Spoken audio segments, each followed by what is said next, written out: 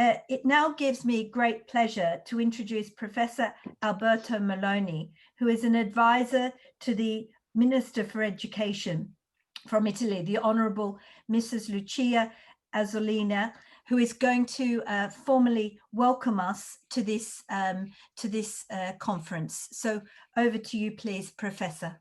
Thank you very much, Anne. Thank you to Claudio. Thank you to all of you. Minister Azzolina is taken today by a series of meetings concerning, of course, the very complicated situation of the Italian schools. I presume is the same in many countries all over Europe.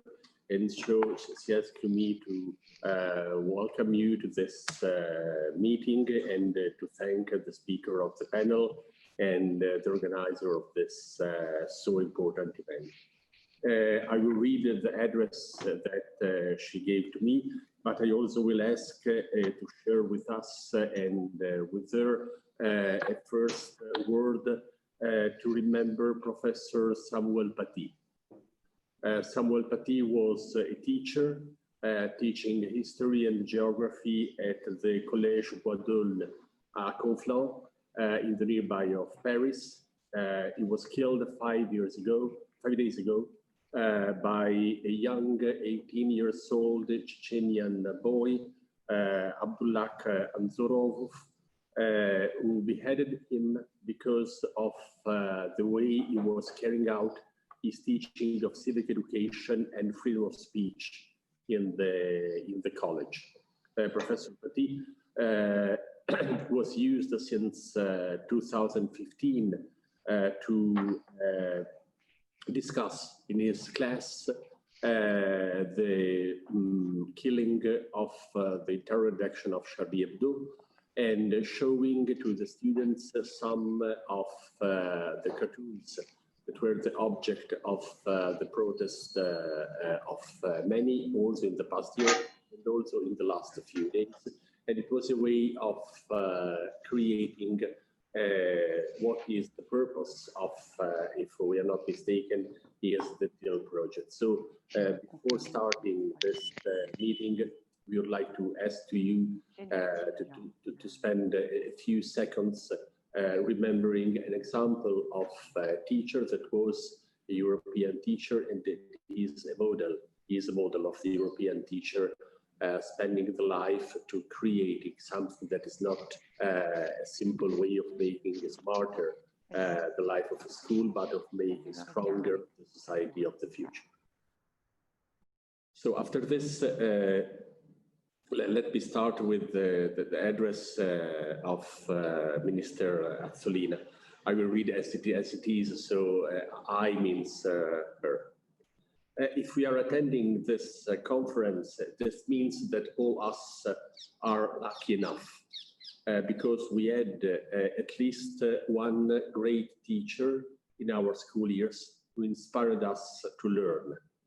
Not only to learn what was in the program, not only to learn what was in the program to pass the exams, but also to learn more for curiosity and to learn the pleasure of learning.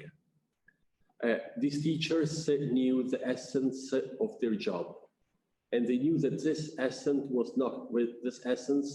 not to explain the same content every year, but to catch the interest of a diverse group of children and young people and help them to become active, competent, and intentional learners.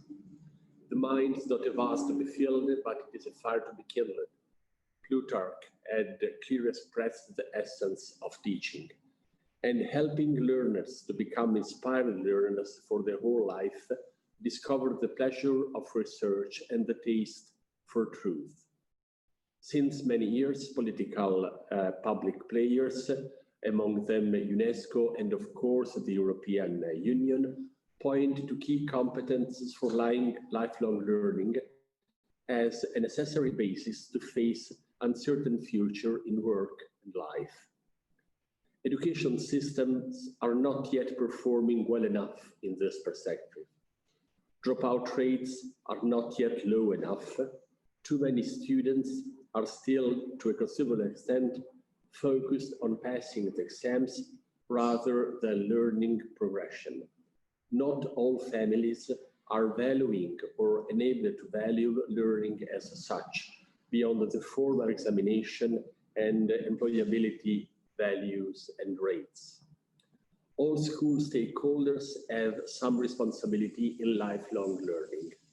And one core element of the problem is how future teachers are prepared and how in-service teachers are constrained by curricula and lacking opportunities to practice the most dynamic and creative component of their job.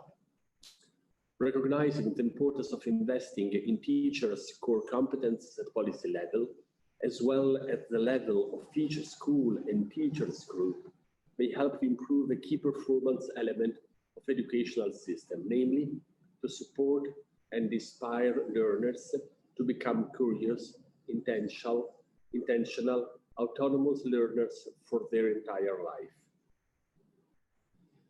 This reason makes the entire Italian education system love TiLL project because it stimulates the interest for all relevant stakeholders and teachers' qualification, and in particular on self-regulation in developing a creative learning environment, recognizing and building teaching and learning strategies on individual differences. A considerable amount of teachers is able to do this, and they need recognition. Another part is not yet good enough and need professional development.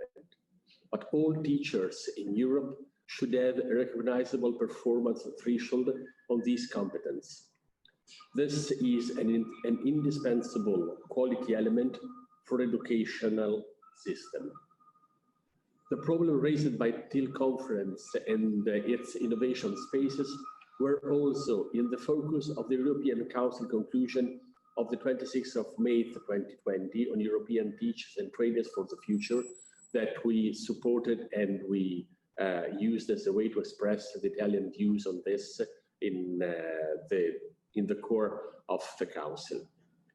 Cross-country teachers mobility, European teachers training academies, and the use of micro-credential to certify teachers' continuous professional development involving families and local communities that develop competences for life and work are also point of the current debate at the policy level and the future debate in the Union of the Next Generation program. The Italian government and my ministry are committed to bring the issue of teachers' policies and qualification to the debate of all the relevant policy fora.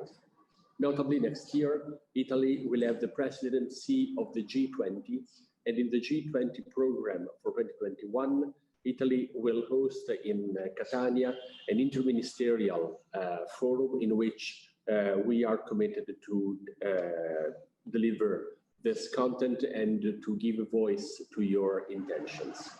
COVID-19, while challenging educational system to focus even more on inclusiveness and quality for teaching, also constitute an extraordinary opportunity to make everybody aware of the need to change and to invest on teacher of the future, able to inspire lifelong learners of the future. For this reason, I wish all of you a successful conference, and I thank you and all the person participating in this conference for your effort. Thank you. This is the address of Minister Azzolina. Thank you. And can you please extend our gratitude to the Minister for her kind and excellent words. And thank you for delivering that message. I hope that she's happy for us to share a copy of that transcript. That would be wonderful. Thank you so much.